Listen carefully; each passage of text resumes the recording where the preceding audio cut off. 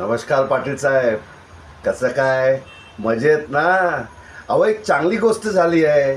आमच्या घरी लबेर नावाचा एक फ्रीज आलेला आहे.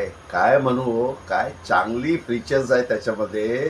त्याच्यामध्ये बघा, डूल कूलिंग आहे, 5 बॉक्स आहे, हँड्स फ्री आहे हो, आणि फ्रेश बॉक्स पण आहे.